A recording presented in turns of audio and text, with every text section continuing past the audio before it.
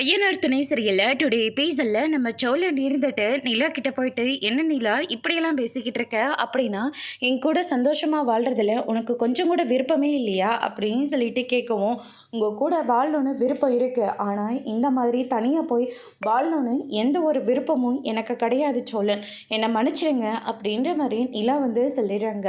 அதுக்கு அடுத்துதான் உங்கள் அண்ணனுக்கு இன்னும் கல்யாணம் ஆகாமல் இருக்கு. அண்ணனோட வாழ்க்கையில் என்ன நடக்குதுன்னு முதல்ல உங்களுக்கு தெரியுமா?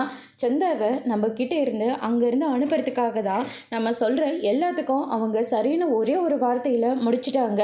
அதை நம்பிக்கிட்டு நாமளும் அங்கேருந்து வந்துட்டோம். ஆனால் அதுக்கு பின்னாடி என்னெல்லாம் நடந்துட்டுருக்குன்னு முதல்ல உங்களுக்கு தெரியுமா? அண்ணனுக்கும் சந்தாவுக்கும் கல்யாணம் பண்ணி வைக்க முடியாதுன்னு அவங்க அப்பா சொல்லிட்டாரு. அது மட்டும் கிடையாது, ஊருக்கு போன அவங்க மாமாவும் திரும்ப வந்துட்டாரு. சந்தாவுக்கும் அவங்க மாமாவுக்கும் தான் கல்யாணமே நடக்க போகுது. அதுக்கான ஏற்பாடும் ஒரு பக்கம் நடந்துட்டுருக்கு. ராமேஸ்வரத்துக்கு சந்தா வந்துட்டு போயிருக்காங்க. அண்ணாவும் இப்போ பல்லவனை கூட்டிகிட்டு போனாங்க இல்லையா, அது சந்தாவா பார்க்கறதுக்காக தான். சந்தா ரொம்பவே ஃபீல் பண்ணி அழுந்திருக்காங்க. ஆனால் அண்ணனுக்கு ஒரு நல்லதை நடக்காமல் உங்களோட நல்லதுக்காக மட்டும் மற்றவங்க இப்படி சொல்லிட்டாங்களேன்றதுக்காக என்ன இப்படி தண்ணியை கூட்டிகிட்டு வந்து வாழ வைக்கணும்னு உங்களுக்கெல்லாம் எப்படி தான் தோணுதோ தெரியல அப்படின்ற மாதிரியெல்லாம் நிலா சொல்லிடுறாங்க. என்ன நிலா, அண்ணனோட வாழ்க்கையில் இவ்வளோ நடந்திருக்கா? ஆமாம் சோழன், இன்னும் நிறைய நடந்துக்கிட்டு இருக்கு.